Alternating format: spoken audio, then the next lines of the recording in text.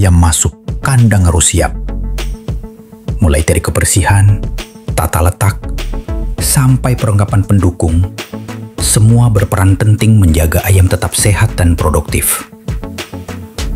Karena kandang yang baik adalah kunci kesehatan dan produktivitas ayam KUB kita. Di video ini, kita akan membahas persiapan dan literasi kandang yang sederhana.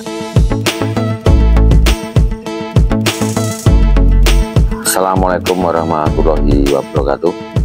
Salam ternak, salam kandang KUB Jogja. Di pagi hari ini kita akan membahas kaitannya dengan literasi kandang.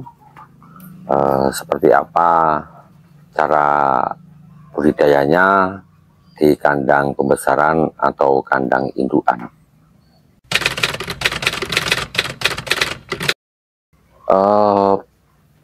Persiapan kandang untuk masa brooding DUC itu sangat penting, karena itu untuk mempengaruhi nanti pertumbuhan katanya dengan ayam pedaging maupun pulet calon indukan untuk ayam bertelur. Jadi masa brooding ini nanti kita buat kandang box itu bisa, nanti kandang pemanasnya pakai gas solek itu juga bisa, tergantung masing-masing peternak itu pengen yang mana. Kalau mau kapasitas cukup besar, katakanlah 1000 ekor, itu harus menggunakan gas solek pemanasnya. Yang untuk kapasitas kecil bisa menggunakan box DUC di situ. Dan di suhu masa brooding itu dalam usia 1 minggu waktu DUC masuk, itu paling enggak ya suhunya di dalam ruangan itu minimal itu di 34 derajat Celcius, karena itu mempengaruhi untuk pertumbuhan dalam usia waktu 1 bulan. Makanya juga nanti kita sesuaikan untuk di usia awal itu pakannya pakai pakan starter.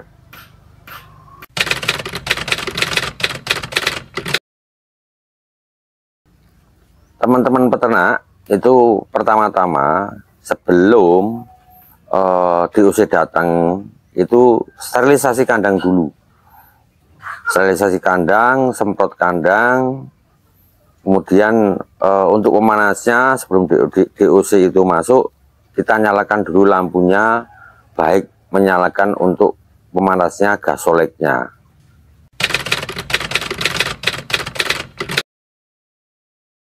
Kalau ukuran ideal kandang brooding DUC untuk 100 ekor itu ukuran 80 dikali 2 meter. Itu bentuknya box DUC tertutup, tapi untuk depannya nanti dikasih streaming itu bisa. Jadi di dalam ruangan itu nanti ada dikasih 3 lampu, yang lampu pijar lampunya warna kuning itu diberi 3. Kita lihat nanti mengidentifikasi kurang panas itu nanti DUC-nya ngumpul.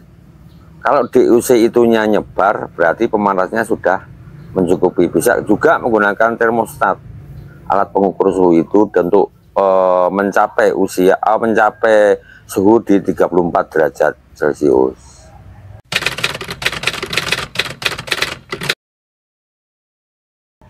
Kalau ventilasi udara atau pencahayaan tergantung di masing-masing peternak. Kalau di cuacanya panas seperti ini, di kandang KUB Jogja ini kan dekat dengan pantai, ya jaraknya sekitar hampir 10 kilo dengan pantai. Itu kandang kita saat ini dari tingginya aja 3 sampai 3,5 meter untuk tingginya, dan sirkulasi udara di sini cukup bagus. Dan jelas nanti bisa dilihat contoh-contoh kandang kami yang sedang kita lakukan untuk di pembesaran, baik untuk puletnya, untuk pedagingnya, maupun untuk indukannya.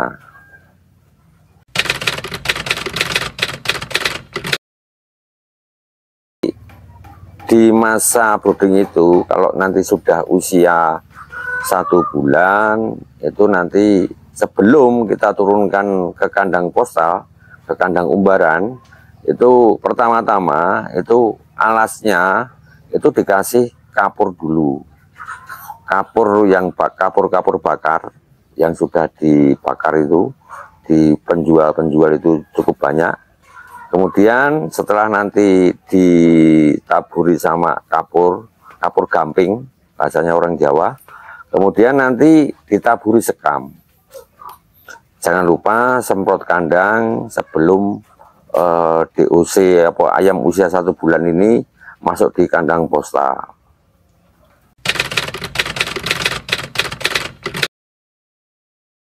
Jadi di budidaya ayam KUB ini, seandainya nanti teman-teman peternak seluruh Indonesia itu nanti sudah masuk DOC dan itu sudah masuk masa panen, itu segera sterilkan kandang, nanti semprot kandang juga. Itu jadi sebelum DOC nanti turun juga memang harus steril. Bisa juga menggunakan formalin untuk steril kandang, kemudian nanti kita pakai antisep untuk menyemprot kandang sebelum DOC nanti turun di kandang postal.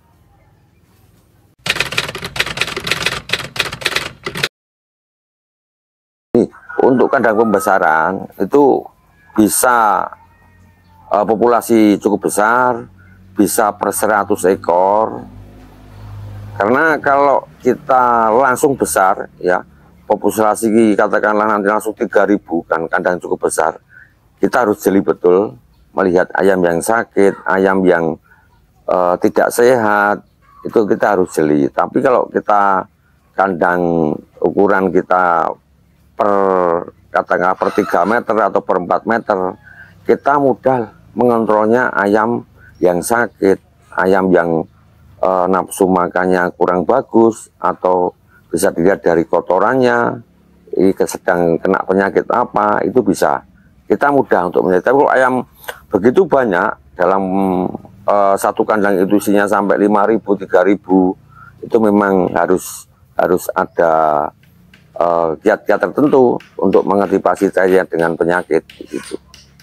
Lalu idealnya untuk pedaging itu 1 meter persegi itu isinya 12 sampai 15 ekor. 1 meter persegi isinya itu 12 sampai 15 ekor sampai usia panen. Tapi untuk kandang indukan yang kita lakukan saat ini ukuran ada ukuran 1,5 kali 2 meter, itu isinya 1 paket itu ada. Ada juga yang ukuran 3 kali 3, 20 betina, 4 ekor jantan, itu juga ada. Fertilitasnya juga sama. Yang penting ayam ini akur, tidak tarung, bahasa Jawanya seperti itu.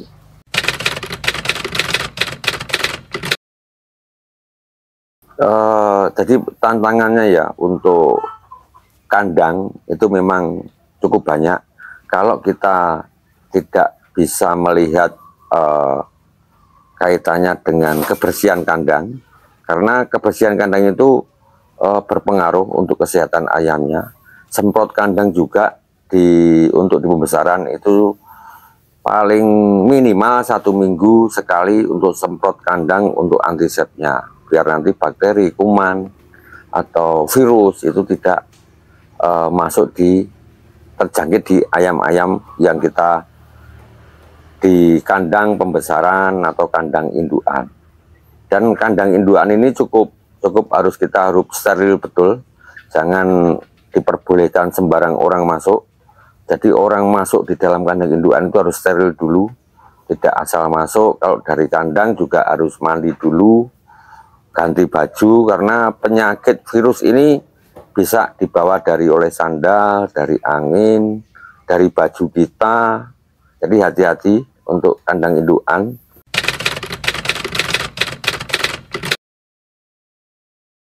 Teman-teman peternak itu kadang-kadang mereka lalai. Dari pertama masuk DOC itu pemanasnya kadang-kadang nggak diukur pakai termostat itu. Kemudian semprot kandang juga kadang-kadang teman-teman yang pemula-pemula khususnya itu juga tidak memperhatikan. Kemudian nanti saat DOC masuk harus penanganannya harus seperti apa, itu juga kadang-kadang peternak masih belum paham. Jadi DOC masuk, waktu datang itu dikasih air gula selama 3 hari, mau gula pasir, mau gula aren, mau gula Jawa, yang penting ada unsur manisnya di situ. Jadi untuk daya tahan tubuhnya, energinya itu cukup bagus untuk gula Jawa atau gula aren.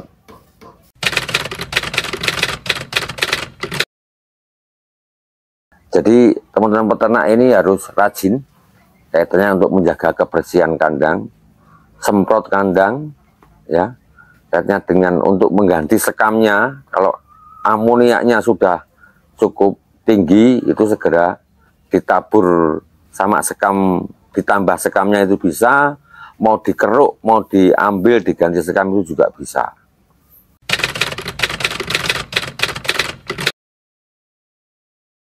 Teman-teman peternak, kalau mempunyai lahan yang cukup sempit, itu bisa menggunakan kandang-kandang box. Jadi katakanlah teman-teman peternak ini punya lahannya sempit, Pak saya nggak punya lahan, karena seperti itu.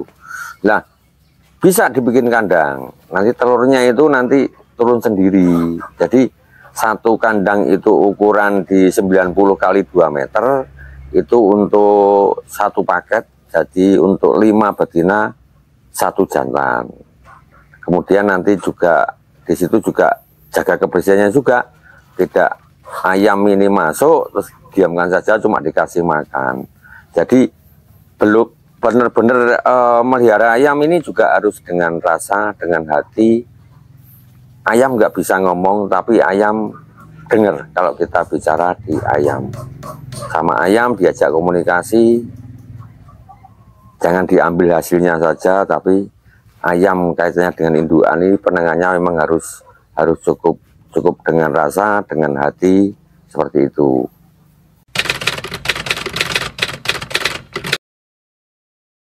Kalau tadi katakanlah 1 meter persegi ukuran 12-15 itu untuk kapasitas 100, itu ukuran 3 kali 4 atau 3 kali 3 itu bisa per 100 ekor di situ.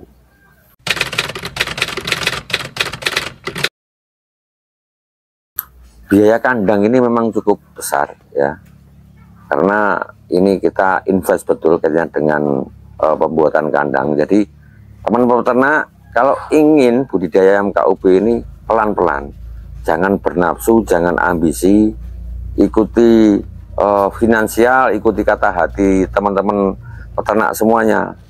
Pelan-pelan dulu dari 100 ekor jadi indukan 40 ekor, pelan-pelan kita bikin kandang, kita kembangkan lagi. Kalau ada rezeki kita bangun lagi, terus begitu lama-lama ya seperti ini. Kandang KUB Jogja sudah kapasitas kandang pertama, kandang kedua, kandang ketiga, kandang keempat, dan kita akan berkembang terus untuk di budidaya ayam KUB, khususnya ayam KUB 2 yang produksi telurnya saat ini memang cukup bagus.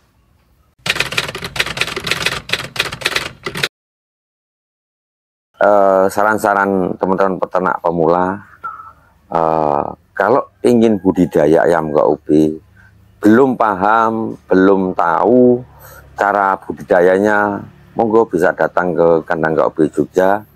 Kita akan berbagi ilmu, kita akan belajar bareng.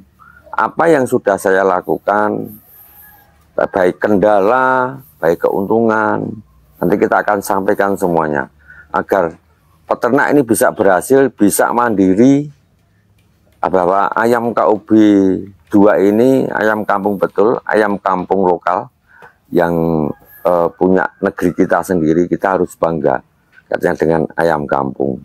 Nah, teman-teman peternak, yang kami jelaskan kaitannya dengan budidaya ayam KUB, mulai dari awal, dari DOC sampai itu menjadi pedaging, sampai menjadi indukan. Jangan lupa gunakanlah vaksin, karena vaksin itu juga cukup cukup bagus untuk di daya tahan tubuh ayam KUB ini.